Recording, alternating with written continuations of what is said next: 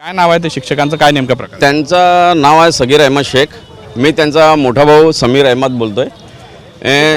ती किदवाई लष्करी बाग टेकामधली शाळा आहे. जुनी संस्था आहे, पण संस्थेमध्ये कमीत कमी 10-15 वर्षापासून वाद चालू आहे. तो वाद मॅनेजमेंटचा वाद आहे. हो, ते वाद या निर्माण आहे की त्यांनी सगळं शाळेमधली जे बेकायदेशीररित्या अवैध वसुली जे सुरू होती ते बंद केली. सगीर अहमदनी बंद केलेली आहे.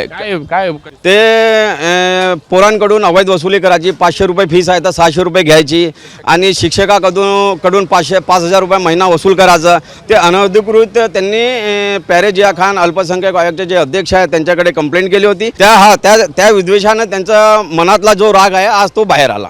व्हिडिओ जर्नलिस्ट सौरभ बोलेसा, पराग डोबळे, साम टीव्ही न्यूज, नागपूर.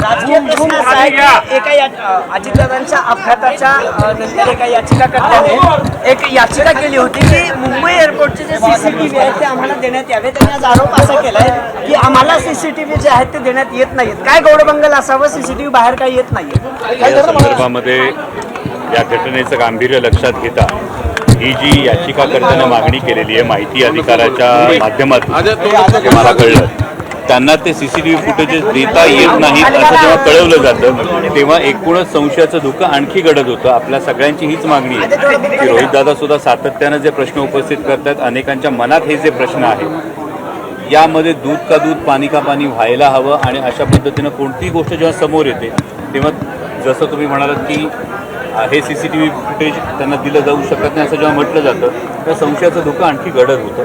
त्यामुळे तपास यंत्रणांनी सुद्धा या संदर्भामध्ये ही काळजी घ्यायला हवी की जे काही घडलंय ते स्वच्छपणे समोर यायला. तुमच्यापैकी कुणाचं बोलणं झालंय का सुनेत्रा वहिनींची? कारण आज बातमी आली की जयंत पाटील अर्थमंत्री होतील, बाकीचे नंतर तेवढे एकटे जातील, बाकीचे काय कळत नाही नेमकं. सुप्रिया सुळेंनी पण देखील विधान केलं होतं की या संदर्भामध्ये मी तुमच्यापैकी अनेक वृत्तवाहिन्यांशी बोलत असताना या संदर्भात ती स्पष्ट स्वच्छ जी काही भूमिका होती ही संपूर्ण दिलेली आहे. या संदर्भात पुढची काही चर्चा झाल्याचं माझ्या तरी माहितीत नाही. आणि जे ताईंनी विधान केलेलं आहे त्याच पद्धतीने ज्यांच्याशी चर्चा झाली, दुर्दैवानं आज दादा नाही तर त्याविषयी आणखी काय बोलायचं. आज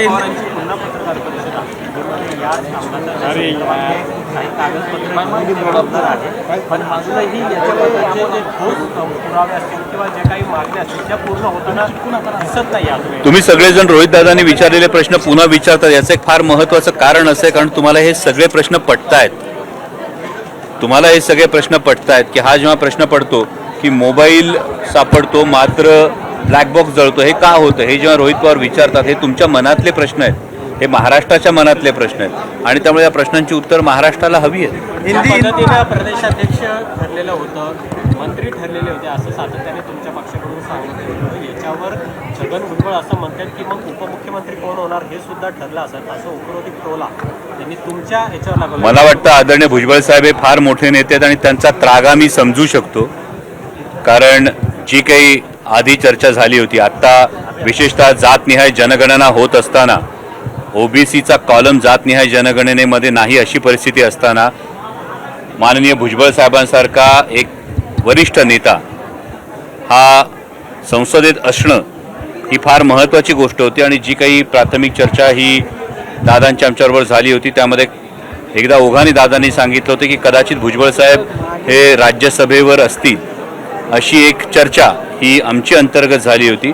आणि आता मात्र इतका सामाजिक प्रश्नाची जाण असणारा नेता न जाता कोट्यवधी रुपये घेऊन निवडणूक रणनीती विकणारी व्यक्ती राज्यसभेवर जाण्याची जर चर्चा येत असेल तर त्यामुळे कदाचित भुजबळ साहेब हे अस्वस्थ असतील. मला कल्पना नाही, हा त्यांचा अंतर्गत विषय.